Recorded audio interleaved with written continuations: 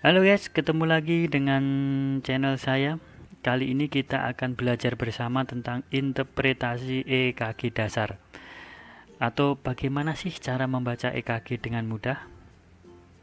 Namun tentunya sebelum kita lanjut, kita harus tahu pengertian atau definisi EKG itu. EKG adalah alat tes sederhana untuk mengetahui aktivitas listrik dan irama pada jantung. EKG mungkin tidak bisa mengukur kekuatan kontraksi otot jantung, namun EKG dapat melihat sebagian kelainan pada otot jantung itu.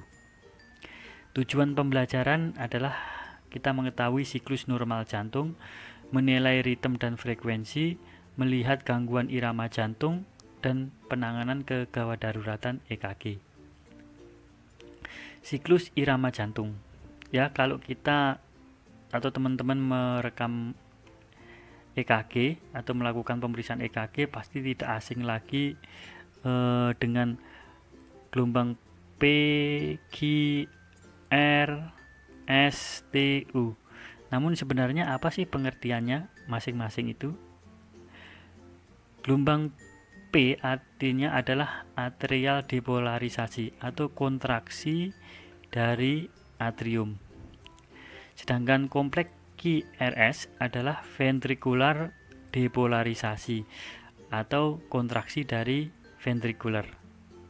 Kemudian gelombang T adalah ventricular repolarisasi atau peregangan ventricle. Sedangkan gelombang U adalah aliran listrik terakhir adalah repolarisasi dari serabut Purkinje, ya.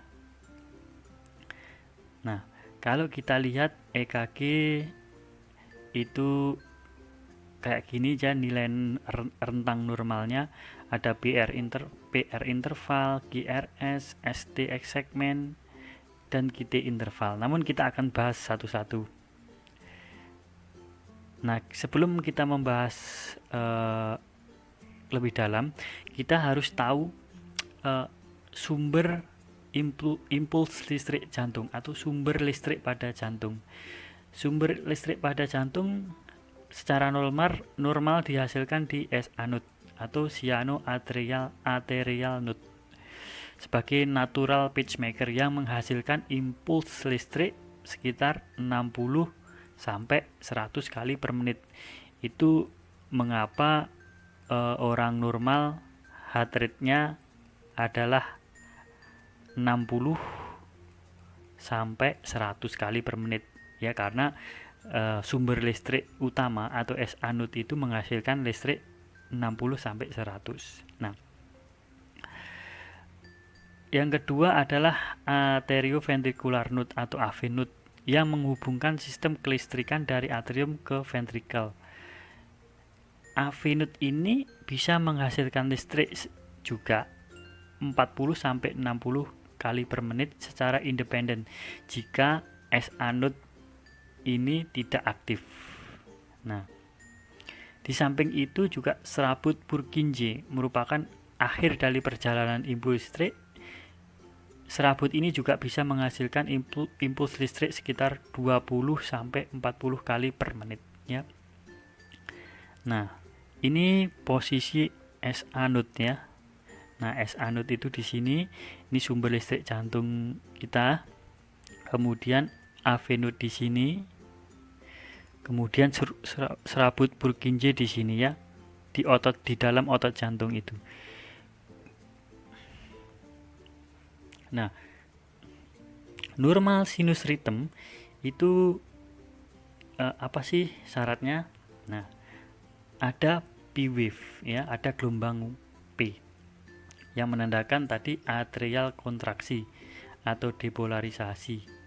Panjangnya itu tidak boleh lebih dari 0,11 atau 3 kotak kecil. Sedangkan amplitudenya, tingginya itu tidak boleh lebih dari 3 kotak kecil juga ke atas. Tidak ada bentukan atau tidak ada pucuk, artinya tidak terlalu menukik banget, juga tidak terlalu melandai banget begini, ya. Gelombang P itu normalnya. Nah, kalau ada gelombang P yang muncul kayak gini, itu sudah menunjukkan kelainan pada gelombang P. Selanjutnya PR interval. PR interval adalah menggambarkan durasi dari atrium kontraksi sampai ventrikular mau kontraksi, ya. Durasinya normalnya adalah 0,12 sampai 0,20. Jadi kalau dia memanjang, ya ada kelainan tentunya di sana ya. Nanti kita bahas di belakang. Kemudian ada kompleks QRS atau QRS kompleks.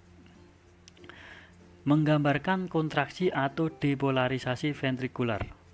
Durasinya normalnya adalah 0,6 sampai 0,6 sampai 0,12 ini detik ya. Tinggi gelombang tergantung pada lead dan sadapan. Jika gelombang Q itu merupakan defleksi pertama dari PR interval yang tingginya kurang dari sepertiga gelombang R. Jadi kalau lebih dari sepertiga itu juga menunjukkan kelainannya tentunya. Kemudian ada ST segmen. ST segmen adalah mengindikasikan awal repolarisasi dari ventrikel. Normalnya berada di garis isoelektrik atau garis sejajar dengan PR tadi, PR interval. Kemudian T-wave atau gelombang T mengindikasikan repolarisasi ventrikel. Normal tinggi amplitudonya tidak lebih dari 5 mm atau 5 kotak kecil ke atas ya. Gelombang U adalah gelombang terakhir dari hantaran impuls listrik yang menandakan repolarisasi serabut Purkinje. Biasanya gelombang U ini tidak terlihat karena menyatu dengan gelombang. Oke teman-teman, kita lanjut lagi dengan QT interval. Nah, QT interval ini menggambarkan awal ventrikel depolarisasi sampai repolarisasi. Nah, QT interval ini juga dapat menggambarkan fase sistolik pada jantung. Durasi normal QT interval ini pada wanita kurang dari 0,46 dan pada pria adalah kurang dari 0,45. Pemanjangan QT interval ini meningkatkan resiko gangguan irama jantung dan sudden cardiac death. Nah, sekarang kita akan menghitung heart rate. Ya, bagaimana caranya? Kita harus menentukan ritmenya itu reguler atau tidak.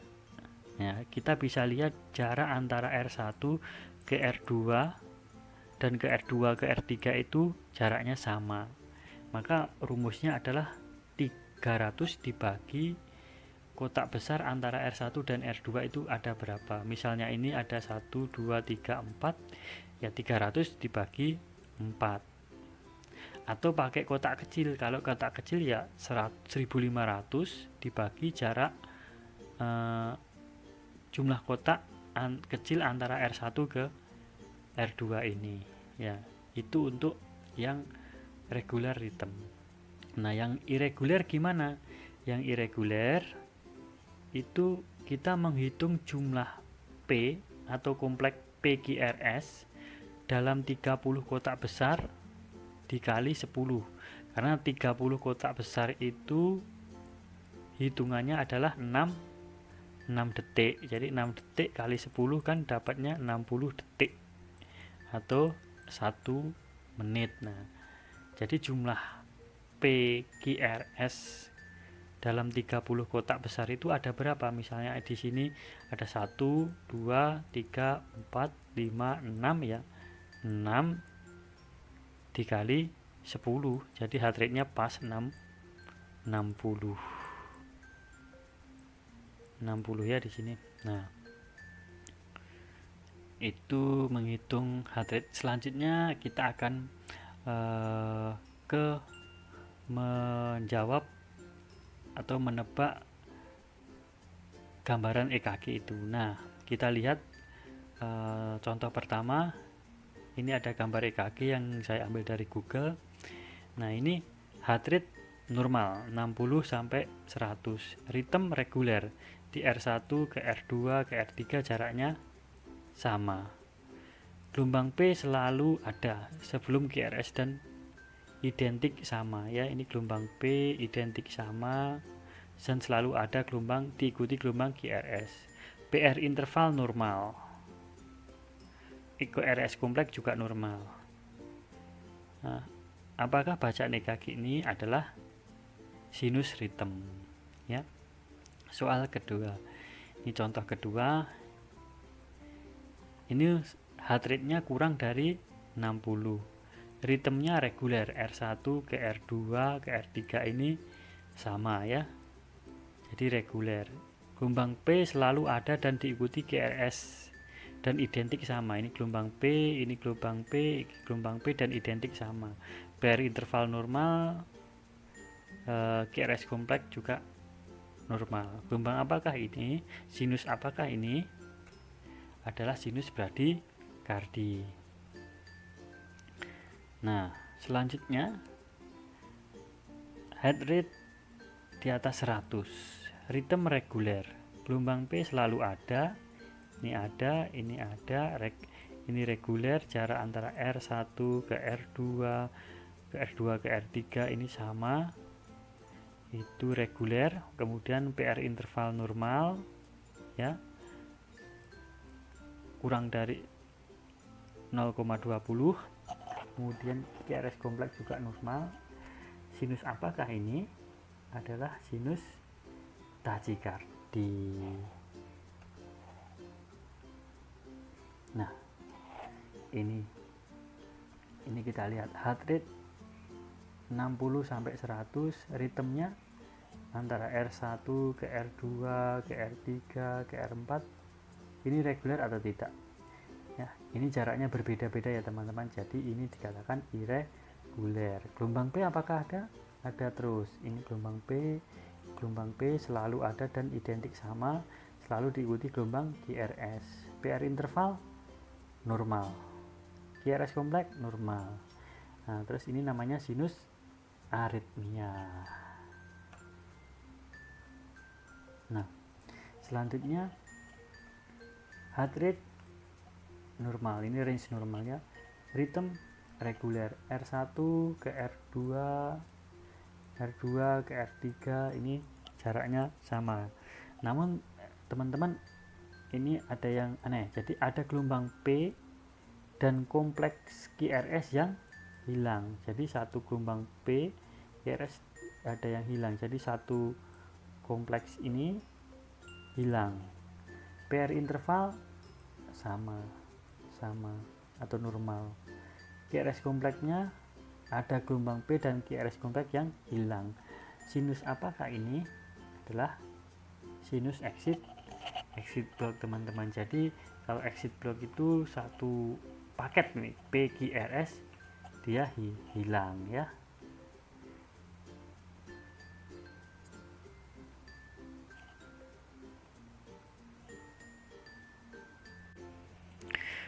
Oke teman-teman, kita lanjut lagi, kita bahas contoh-contoh selanjutnya. Ini heart rate-nya normal, ritmenya irreguler, kemudian muncul gelombang P lebih awal dari interval sebelumnya. PR intervalnya jadi bervariasi ya. Ini PR interval yang biasanya, tetapi ini muncul lebih awal. Nah, ini muncul lebih awal. Apakah itu? Adalah prematur atrial constriction ya. Lanjut. Nah, heart rate-nya di atas 100. Terus ritmenya irreguler. Jadi antara R1 ke R2 ke R3 ke R4 itu jaraknya tidak sama. Kemudian muncul gelombang P lebih awal dari interval P PR sebelumnya. Ini muncul lebih awal, ya. Kemudian ada perbedaan gelombang P minimal 3 morfologi. PR interval bervariasi, kompleks QRS normal. Apakah itu? Multivokal, arterial, tachycardi. Nah, kalau ini sama dengan sebelumnya ya. Cuma yang membedakan adalah heart rate-nya ini. Heart rate-nya ini kurang dari 100. Jadi muncul gelombang P lebih awal dari PR interval sebelumnya. Ini muncul,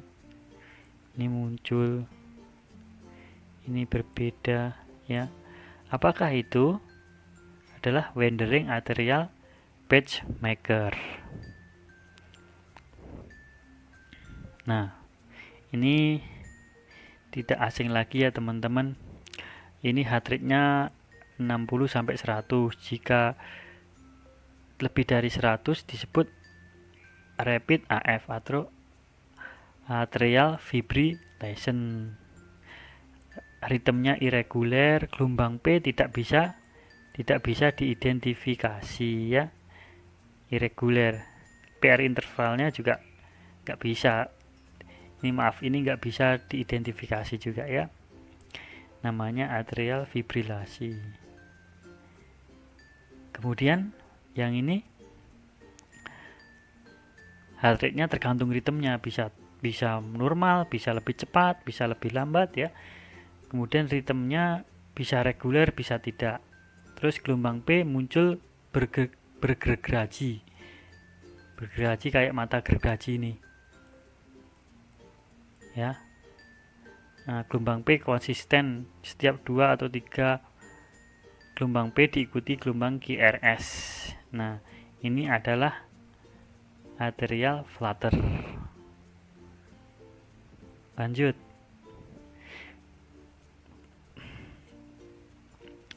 Ini heart rate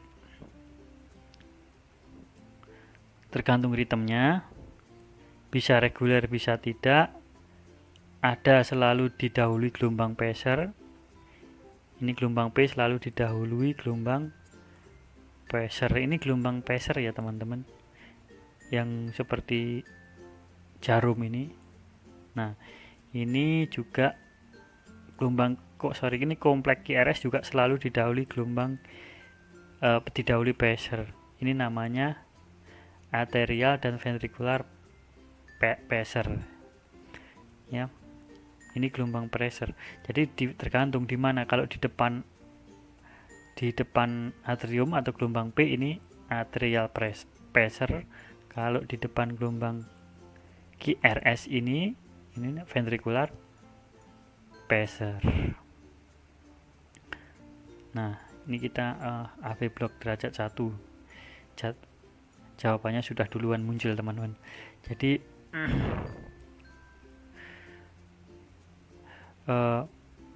heart rate-nya bervariasi, ritmenya reguler, gelombang P normal, jadi selalu ada gelombang P. Namun PR intervalnya lebih dari 20 detik. Ini PR interval atau satu kotak besar. Nah, ini berapa ini? Hampir 2 kotak besar ya teman-teman. Jadi AV block grade 1 atau derajat 1. Nah, yang ini heart rate-nya bervariasi ya. Bisa lebih cepat, bisa lebih lambat. Ritmenya reguler ya. Nih. Kemudian gelombang P normal, PR intervalnya memanjang secara progresif sampai gelombang P itu tidak diikuti gelombang QRS. Nah, teman-teman kita lihat, ini masih normal. Progresif artinya semakin ke sana semakin memanjang, akhirnya hilang. Terus nanti gitu normal, semakin memanjang, akhirnya hilang. Ini namanya adalah AV block grade 2 tipe 1.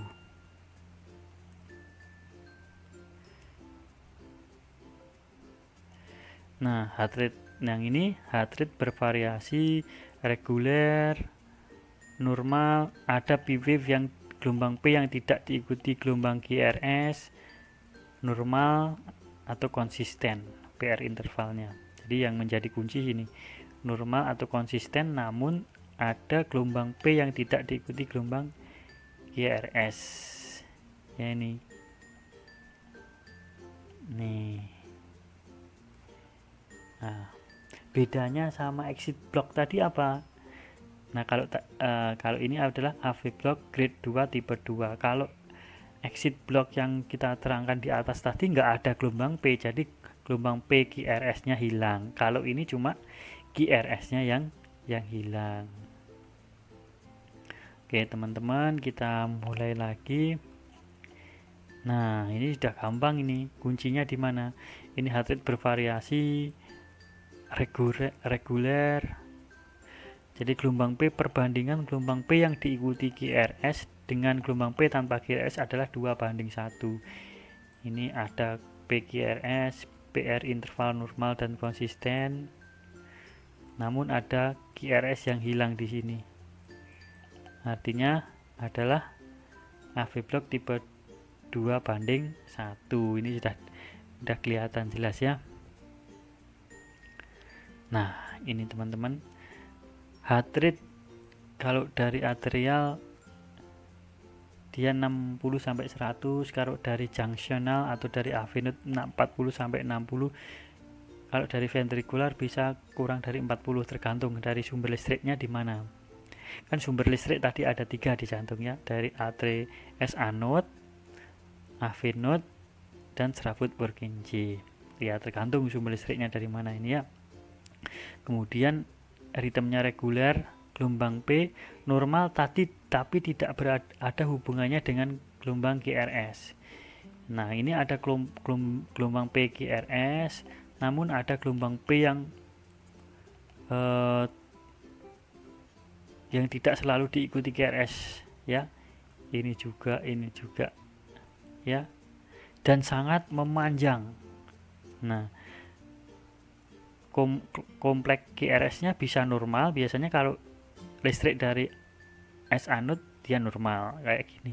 Kalau dari ventrikular atau serabut Purkinje dia melebar ya. Ini namanya AV block derajat 3 atau derajat tinggi biasanya. Nah, oke teman-teman, kita lanjut ke contoh selanjutnya.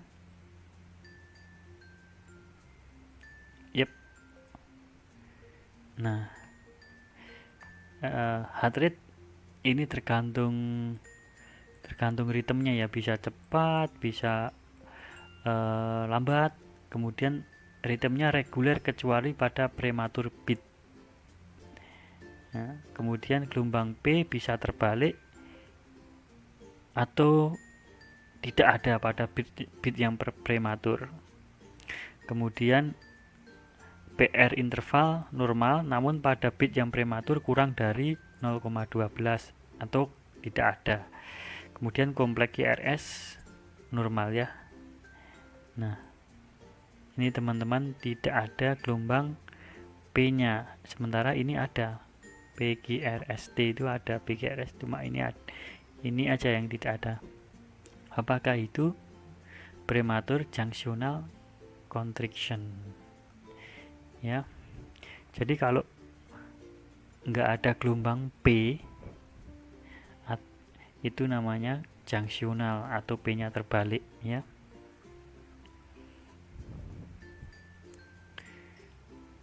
Nah, kayak gini nih, ini ritmenya junctional ya, 40 sampai 60 dari. Kemudian gelombang P terbalik atau tidak ada, ini terbalik semua ya, gelombang P terbalik semua. Ini gelombang P terbalik, PR intervalnya biasanya kurang dari 0,12. Kemudian GRS kompleksnya normal. Apakah ini junctional rhythm. Jadi gelombangnya ini dari AV note sini ya ke atas dia dan ke bawah. Kan biasanya dari sini baru ke sini, ini kebalik. Makanya P-nya itu juga terbalik dia ya. Nah, ini heart rate sekian. Ritme reguler, gelombang P terbalik atau tidak ada. PR interval biasanya kurang dari 0,12. QRS kompleksnya normal. Gelombang apakah ini? Accelerated junctional. Nah, bedanya apa? Kalau junctional tadi, kalau slide sebelumnya itu junctional rhythm itu heart rate-nya 40 sampai 60. Kalau yang ini 60 sampai 100. Namanya accelerated. Ya, karena apa? Karena AV note itu kan menghasilkan ritme 40 sampai 60 saja. Maka disebut ya junctional dia. Nah, kalau dia accelerated ya di atas 60 sampai 100 itu accelerated, artinya percepatan junctional. Accelerated kan percepatan.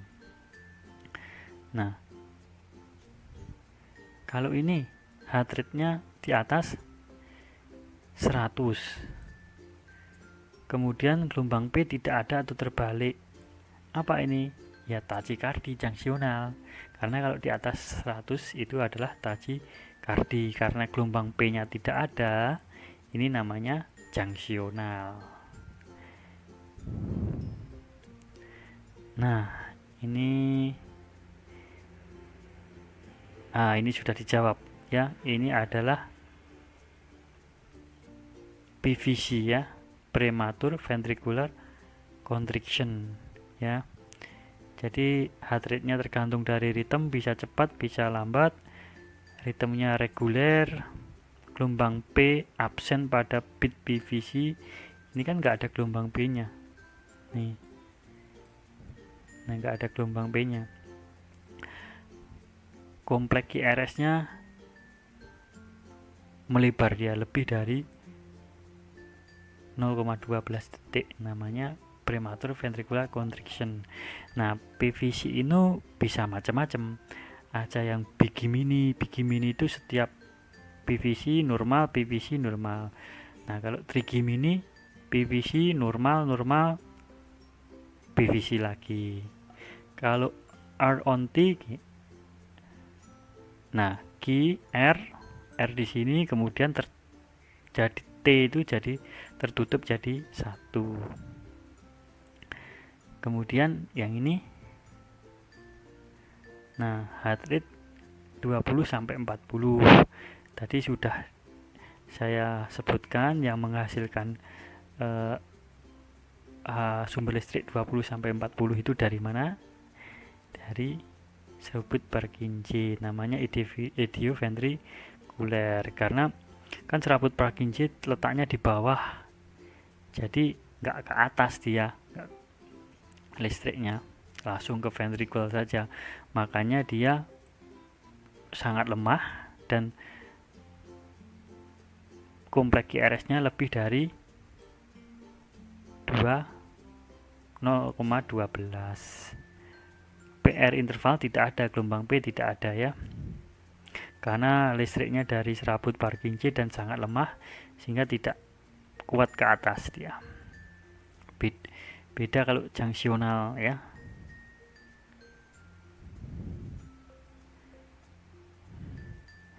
Kemudian nah ini sama, gelombang P tidak ada, PR interval absen atau tidak ada, kompleks QRS-nya lebih dari 0,12 detik. Ini kan melebar nih, lebih dari 0,12 detik.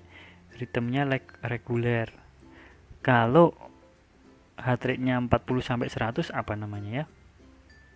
Kalau tadi kan idioventrikuler, kalau ini ya accelerated, percepatan artinya. Nah, sama kan? Kalau lebih dari 100 bukan idioventrikular tachycardia namanya, ventrikular tachycardia langsung ya, idionya nggak dihilangkan. Jadi ini kan sama, reguler, gelombang P juga tidak ada, PR interval tidak ada, QRS kompleksnya melebar. Nah, ini namanya ventrikular tachycardia. Kalau ini sudah sering lihat teman-teman ya. Ini heart rate-nya tidak teridentifikasi, irregular, gelombang P tidak ada, GRS lebih dari 12 detik atau tidak teridentifikasi. Kadang ini namanya ventricular fibrilasi. Nah, oke teman-teman, kita lanjutkan lagi. Kali ini kita akan belajar tentang kegawatan EKG ya. Kita mulai. Nah, di sini algoritma cardiac arrest. Saya tidak akan membahas detail algoritmnya, tapi saya akan membahas ritme-ritme apa yang muncul pada cardiac arrest ya. Nah, pada saat kita melihat atau menemukan pasien cardiac arrest, maka kita berikan oksigen dan attach defibrilator atau monitor. Kemudian maka akan muncul ritmenya shockable atau enggak. Kalau yang shockable itu apa ya, ventricular fibrilasi dan ventricular tachycardia. Ini contohnya apa, ventricular tachycardia yang ini yang kita sudah bahas tadi ya, heart rate nya lebih dari 100, R nya reguler, R ke R ini sama jaraknya, kemudian QRS nya melebar. Ini kan melebar banget nih, lebih dari 0,12 atau lebih dari 3 kotak kecil. Ini berapa kotak kecil nih, hampir 5 lebih ya. Kemudian ventricular fibrilasi kayak apa nih ya, ini irregular, bentuknya kasar, irregular ya, QRS nya melebar tapi irregular. Nah, kalau ada dua gelombang atau EKG kayak gini ya, kita lakukan shockable atau kita lakukan defibrilasi. Kalau bifasik 120, kalau monofasik 360. Nah, kemudian setelah defib lanjutkan CPR lagi 2 menit ya. CPR 2 menit, kita lihat iramanya atau ritmenya lagi, VT-VF atau enggak. Kalau VT-VF kita shock lagi ya. Nah, selanjutnya apa lagi? Ada asistul, ada PE. Asistul itu yang flat garis lurus itu. Kemudian PEA itu pulseless electricity activity. Jadi pulseless, tidak ada pulsnya. Semua gelombang yang dihasilkan dari jantung yang tidak ada pulsnya itu namanya PE ya. Kecuali ventricular fibrilasi, dia emang nggak ada pulsnya, nggak ada pulsnya, makanya disebut fibrilasi dia. Oke. Nah, ini dia ya rangkumannya. Jadi kalau ketemu VT-VF kita lakukan defibrilasi. Kemudian setelah defibrilasi lanjut CPR 2 menit atau 5 siklus. Kemudian cek ritmenya lagi, shockable atau enggak. Shockable itu apa? Ya VT-VF ini, yes, VT-VF. Kalau enggak shockable ya asistul atau PE. Kalau asistul atau PE ya lanjut CPR lagi ya. Ini saya tidak menjelaskan panjang lebar tentang guideline-nya atau algoritmnya, nanti silahkan teman-teman pelajari sendiri ya. Nah, ini yang membedakan sama kalau algoritma CLS pada pasien suspek atau confirm COVID, itu sebelum ke pasien ya consider melakukan resusitasi yang benar ya. Hindari tindakan aerosol atau prepare intubasi sedini mungkin ya. Setelah defibrilasi kita harus menyiapkan intubasi karena untuk mencegah aerosol itu tadi ya. Protokolnya sama, ketika ada VTVF kita shock ya, shockable ya. Kalau asistul atau PE ya kita lanjut CPR. Nah, di sini ada pembatas atau kuning di sini adalah jeda kita melakukan intubasi sedini mungkin untuk menghindari tindakan aerosol pada pasien COVID. Oke, lanjut kita ke algoritma bradikardi ya.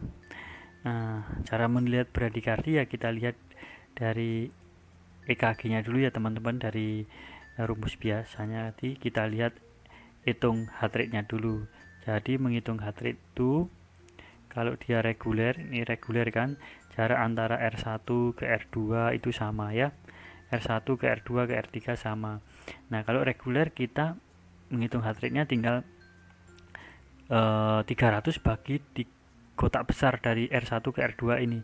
Dari R1 ke R2 ini berapa kotak besar ya? 1, 2, 3, 4, 5 6 lebih ya. Jadi sekitar 300 bagi 6 lebih ya 50 lebih kurang, berarti 50 kurang heart rate-nya. Nah, kalau heart rate 50 kurang, kita harus identifikasi dan kita lakukan penanganan segera dengan cara maintain atau pertahankan airway-nya paten ya. Kadang pasien dengan heart rate di bawah 50 pun pasien bisa tidak sadar ya. Kalau tidak sadar ya kita pastikan airway-nya terjaga, kemudian berikan oksigen, pasang kardiak monitor, cek tekanan darah, saturasi oksigen, kemudian pasang infus EKG. Kemudian kita identifikasi apakah bradikardinya itu menyebabkan dia hipotensi, penurunan kesadaran, shock, atau nyeri dada, atau gagal jantung. Kalau tidak ada tanda-tanda itu ya kita monitor dan observasi aja dulu. Kita berikan oksigen, kita minta pasien istirahat. Nah, namun jika ada tanda-tanda hipotensi, penurunan kesadaran, shock, iskemik atau gagal jantung, atau tanda-tanda bradikardi yang tidak stabil, ada tanda 5 kriteria ini, maka kita berikan atropin 0,5 bolus dan bisa kita ulang 3 sampai 5 menit, maksimum 3 mg. Nah, kemudian kalau atropin tidak efektif ya pertimbangkan transcutaneous pacing atau pacemaker eksternal, pacemaker yang dipasang di subcutaneous. Kemudian bisa kita dopamine drip infusion 2 sampai 20 mikro per kilogram berat badan per menit atau epinephrine. Kemudian pertimbangkan untuk konsultasi dengan spesialis jantung ya. Itu algoritma bradikardi ya teman-teman.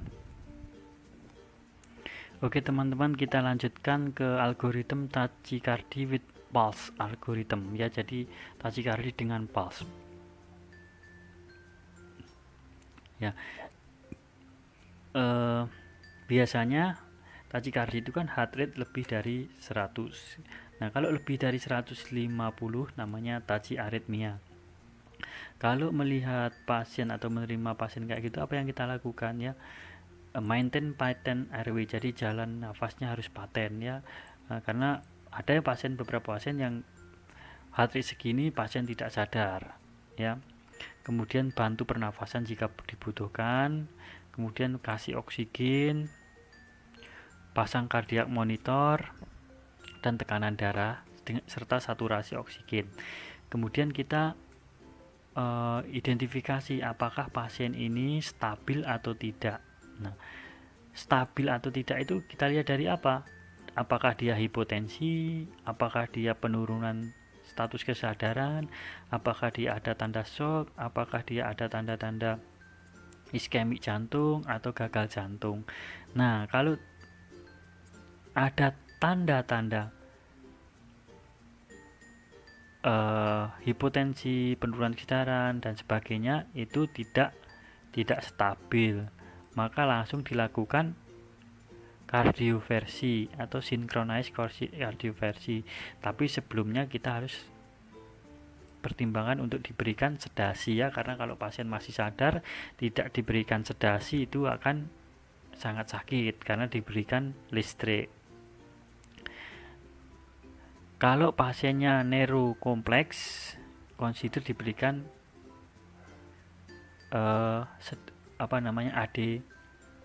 adenosin dulu ya. Nah, kalau dia tidak ada tanda-tanda hipotensi, artinya pasien stabil ya. Kalau pasien stabil, ini kita identifikasi dulu apakah dia wide QRS-nya melebar atau menyempit.